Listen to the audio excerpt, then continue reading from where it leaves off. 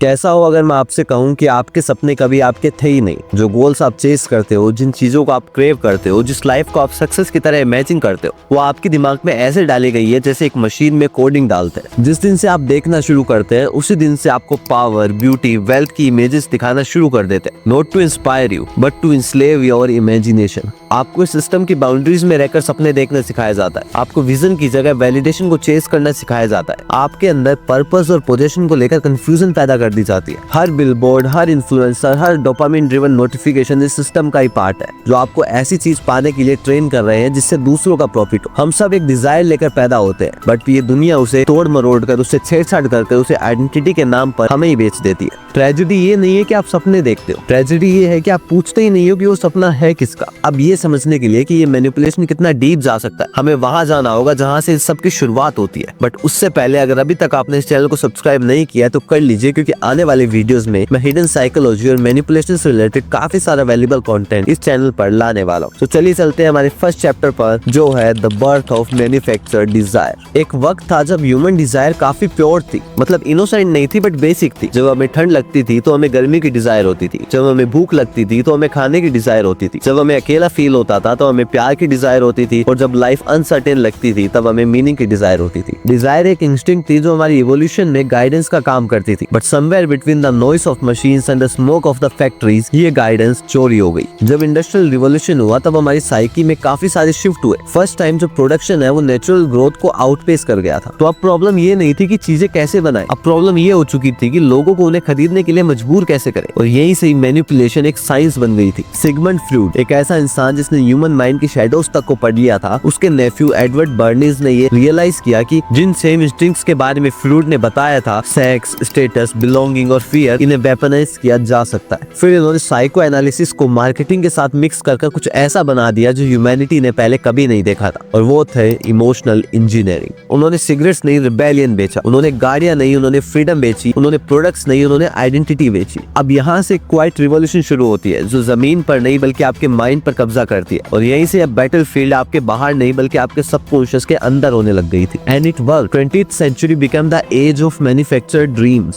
मास media ने लोगों के माइंड को काफी करप्ट कर दिया था। अब वो अपनी वर्थ इससे मेजर नहीं करते थे कि वो कौन है, बल्कि इससे मेजर करते थे कि उनके पास क्या क्या है। और सबसे खराब चीज कि इसने लोगों को ये बिलीव दिला दिया था कि वो फ्री है, जबकि उनकी लाइफ की एक एक चीज को प्रोग्राम किया जा रहा था। आज ये सिस्टम रेडियोज या पोस्टर से नहीं बल्कि आपकी जेब में रखी उस ग्लोइंग स्क्रीन से काम करता है। एल्गोरिदम आपको पढ़ता है, आपको ट्रैक करता है, आपकी इनसिक्योरिटीज को फीड करता है, फिर उन्हें ये वापस सपनों के नाम पर आपको चिपका देता है, रिफ्लेक्ट बैक कर देता है। अब आप चूज नहीं करते हैं कि आपको क्या चाहिए, बल्कि आपको गाइड किया जाता है कि आपको क्या चाहना है। ये लग्जरी, लाइफस्टाइल, वैलिडेशन, ये सब फुलफिलमेंट के लिए बनाए गए एक प्यारा से इल्यूजन का पार्ट है। जो चीज बर्नेस ने न्यूज़पेपर के साथ शुरू की थी, वो चीज सोशल मीडिया एप्स, कोड्स के साथ वो परफेक्टली कर रहे हैं। अब ये मैनिपुलेशन साइकोलॉजी से लेकर आर्टिफिशियल इंटेलिजेंस तक बढ़ चुका है। बट सच में ये समझने के लिए कि सोसाइटी ने हमारे माइंड को रीवायर करना सीखा कहाँ से, तो हमें और डीप जाकर हमारे सबकॉन्शियस में चल रही लड़ाई को देखना होगा, जहाँ और किसी के द्वारा इसे ऑलरेडी जीत लिया गया है। और यहीं से आता है हमारा second chapter, the subconscious war. सबसे खतरनाक लड़ाइयाँ वो होती है जिन्हें लड़ते टाइम पर आपको पता ही नहीं होता है कि आप उनसे लड़ रहे हैं। आपके सबकॉन्शियस की लड़ाई वॉयलेंस से नहीं बल्कि अटेंशन से है। स्क्रीन पर बिताया गया हर सेकंड, हर स्क्रॉल एक डाटा है जो ऐसी मशीन्स के द्वारा मैप किया जाता है जो आपकी इंपल्सेस को आपसे बेहतर समझती है। न्यूरोसाइंस इस ट्रिक को रिवील करती है। आपके ब्रेन का जो रिवॉर्ड सिस्टम है, जो डोपामीन और एक्सपेक्टेशंस के बीच बैलेंस बनाता है, वो सर्वाइवल, क्रिएटिविटी और कनेक्शन को रिवॉर्ड करने के लिए बनाया गया था। बट इस मॉडर्न सोसाइटी ने, इस मॉडर्न सिस्टम ने इसे हैक कर लिया। हर नोटिफिकेशन एक अनप्रेडिक्टेबिलिटी शो करती है और आप उस रिवॉर्ड को हड़पने के लिए जल्दी से उसे खोल लेते हैं। हर लाइक वो सेम प्लेजर सर्किट्स ट्रिगर करते हैं जो फूड और सेक्स के टाइम पर होते हैं। एंडलेस स्क्रॉलिंग से हमारा ब्रेन लगातार कुछ ना कुछ नई चीज क्रेव करता रहता है, और ये हमारे ब्रेन का एक ऐसा फीचर है जो हमें इवॉल्व करने के लिए बनाया गया था, बट अब इसी को ही हमें स्लेव बनाकर रखने के लिए यूज किया जा रहा है। आपकी स्क्रीन पर दिख रहा हर कलर, हर डिजाइनिंग एलिमेंट, आपके इमोशंस और डिजायर वाला पार्ट लिमिंग सिस्टम को हाईचेक करने के लिए बनाए जाते हैं, ताकि वो आपके कॉन्शियस थॉट को पूरी तरह से बाईपास कर दे। आपकी डिजायर्स आपके थॉट से नहीं आती है, बल्कि उन्हें रेपिटेशन से आपके माइंड में डाला जाता है। अब आपका सबकॉन्शियस माइंड तो सवाल करता नहीं है कि ये सही है या गलत, वो सिर्फ रिकॉर्ड करता है। और आप जितना ज्यादा इसमें घुसोगे, आपका ब्रेन उतना ही ज्यादा इसे नॉर्मलाइज करता जाएगा। और फिर एक दिन आप उठोगे और ऐसे सपने चेस करने लग जाओगे जो आपके थे ही नहीं। अपने आप को ऐसे इल्यूजन्स के साथ कंपेयर करना शुरू कर दोगे जो एग्जिस्ट ही नहीं करते। आपने लग्जरी को चूज नहीं किया है, बल्कि इसको चूज करने के लिए आपको ट्रेन किया गया है। और जितना ज्यादा आप इसे चूज करेंगे, उतना ही ज्यादा ये सिस्टम जीतता जाएगा, क्योंकि हर क्लिक से, हर नोटिफिकेशन से, हर इंपल्सिव रिएक्शन से ये खाई और गहरी होती जा रही है। This is not freedom of choice, this is freedom of manipulation, जिसे हम अपनी इच्छा मान लेते हैं। ये एक ऐसा इल्यूजन है जो आपके इस बिहेवियर से प्रॉफिट निकाल रहा है। परेशानी ये नहीं है कि आप कंट्रोल्ड है, परेशानी ये है कि आप इसे अपनी इच्छा मानते हैं। बट इन डोपामिन लूप से भी डीप में एक और गहरी चीज रहती है, जो है इमोशनल एम्प्टीनेस। क्योंकि जब आपकी डिजायर्स आर्टिफिशियल होगी तो उसकी फुलफिलमेंट भी आर्टिफिशियल ही होगी, और यहीं से हमारा अगला कोलैप्स शुरू होता है। तो चलते हैं हमारे नेक्स्ट चैप्टर पर, जो है द मायरेज ऑफ फुलफिलमेंट। हमारे ह्यूमन माइंड भी एक बहुत स्ट्रेंज पैराडॉक्स है। ये एंडलेसली चेज भी कर सकता है, शानदार अचीवमेंट्स भी कर सकता है, बट स्टिल एम्प्टी फील करता है। ये हमारी प्रोग्राम डिजायर का ही एक इल्यूजन है। लोग लग्जरी के पहाड़ों पर चढ़ जाते हैं, फॉलोवर्स को करेंसी की तरह इकट्ठा कर लेते हैं, फेम और रिकॉग्निशन को चेज करते रहते हैं, बट फिर भी पीक पर पहुंचने के बाद उन्हें ये समझ में आता है कि यहाँ पर तो खोखली हवाओं के अलावा कुछ है ही नहीं। आपको जो वादा किया गया था कि ये सब चीजें अचीव करने के बाद आपको इतनी सेटिस्फेक्शन मिलेगी, वो कभी मिलती ही नहीं है। साइकोलॉजिस्ट इसे हेडोनिक ट्रेडमिल कहते हैं। ये एक ऐसा क्रूअल लूप है जो हर एक्वायर्ड डिजायर को एक नई डिजायर के साथ रिप्लेस कर देता है, और अगली डिजायर आपको पिछली वाली से ज्यादा लालच देती है। ये सिस्टम सिर्फ आपको ऑब्जेक्ट्स नहीं बेचता है, बल्कि आपको एक ऐसा नैरेटिव बेचता है कि अपने नेक्स्ट माइलस्टोन पर पहुंचते ही आप फाइनली कंप्लीट हो जाओगे। बट माइलस्टोन्स का तो कोई अंत नहीं होता। जब डिजायर्स का वास्ता सच्चाई से होता ही नहीं है तो फुलफिलमेंट इम्पॉसिबल हो जाती है, और इसीलिए आपकी सोल एंडलेसली क्रेव करती रहती है, ये ना जानते हुए कि जो वो चाहती है वो बाहर कभी था ही नहीं। बुद्धा ने सिखाया है कि अगर अटैचमेंट डिजायर से है तो सफरिंग तो मिलेगी ही। स्टोइक्स ने भी ये समझाया है कि बाहर से अगर वैलिडेशन मांग रहे हो तो ये खुद को इंस्लेव करने का एक नया तरीका है। असली लिबरेशन कम रखने से नहीं बल्कि कम चाहने से आती है, बट स्टिल बहुत कम लोग हैं जो इसे कन्फ्रंट कर पाते हैं। अधिकतर तो इससे भागते ही रहते हैं। उनका माइंड एक मशीन बन जाता है जो एंडलेसली इल्यूजन्स के पीछे भागता रहता है, और इवेंचुअली उनकी सोल अनसेटिस्फाइड रह जाती है। बट इस अवेयरनेस के बाद भी ये सवाल रह जाता है कि क्या कोई इंसान सच में इस इनविजिबल मशीनरी को एस्केप कर सकता है? क्या हम इस मॉडर्न वर्ल्ड में बिना इससे कंज्यूम हुए रह सकते हैं? तो इसका जवाब देने के लिए हमें अवेयरनेस से भी ऊपर उठकर ट्रांसफॉर्मेशन को समझना होगा, और यही लेकर जाता है हमें हमारे नेक्स्ट चैप्टर की तरफ, जो है the art of reclaiming desire. Desires को रिक्लेम करने का मतलब इस दुनिया को रिजेक्ट करना नहीं है, बल्कि इसके अंदर रहकर अपनी ओनरशिप को याद करना है। और इसका फर्स्ट स्टेप है अवेयरनेस, ये जानना कि क्या चीज आपकी डिजायर्स को ट्रिगर करती है। वैलिडेशन और लग्जरी की हर अर्ज, इंपल्स और क्रेविंग किसी न किसी सोर्स से आती है। जब आप इसे बिना जजमेंट के ऑब्जर्व करोगे तो आप ऐसी स्ट्रिंग्स को देख पाओगे जो इन्हें चला रही है। नेक्स्ट स्टेप है साइलेंस, सिर्फ बाहर वाली नहीं बल्कि आपके अंदर की साइलेंस, ऐसी साइलेंस जो आपके अंदर चल रहे ओपिनियंस, एड्स और कंपैरिजन को शांत कर सके। और फिर उस स्टिलनेस में आपके सामने आपकी ऑथेंटिक इंपल्स फिर से आएगी। और फिर आता है क्रिएशन। जब आप कंज्यूम करना बंद कर देते हो तो आप क्रिएट करना शुरू कर देते हो, और क्रिएशन ही वो पावर है जिससे आपका माइंड अपनी शक्तियों को रिक्लेम करता है। क्रिएशन की तरफ आपका हर कदम, whether it's writing, building, expressing, आपके सबकॉन्शियस को एक मैसेज भेजती है कि अब मैंने खुद अपनी दुनिया को शेप करने का ठान लिया। एंड फाइनली डिटैचमेंट, यानी अपनी लाइफ को रिवर की तरह जीना, मतलब कंटिन्यूअसली बह भी रहे हैं बट किनारों पर आकर थोड़ा थोड़ा रुक भी रहे हैं। हाईएस्ट फॉर्म ऑफ कंट्रोल वो है जब आप उस चीज को क्रेव ही नहीं करते हैं जो वो ऑफर कर रहे हैं। ये मॉडर्न वर्ल्ड सपनों को मारता नहीं है, ये उन्हें मैन्युफैक्चर करता है। ये आपको हैप्पीनेस और सक्सेस का एक प्री पैकेज वर्जन देता है और आपको कहता है कि ये लो, ये होती है फुलफिलमेंट। बट व्हाट इफ आप इन इल्यूजन्स को चेज करने के लिए बने ही नहीं थे? व्हाट इफ आपकी सोल की जो डीपेस्ट हंगर है वो मटेरियल की नहीं, मीनिंग की है? असली विद्रोह शोर शराबे से नहीं बल्कि चुपचाप उठता है। ये तब उठता है जब एक इंसान ये ठान लेता है कि मैं वो सपने नहीं देखूंगा जो सिस्टम मुझे दिखाना चाहता है। तो ये था मेरा आज का ये वीडियो। अगर आपको ये पसंद आया तो इसे लाइक करके चैनल को सब्सक्राइब कर लीजिए, क्योंकि आपके भाई को आपकी जरूरत है और इस दुनिया को सही नॉलेज की।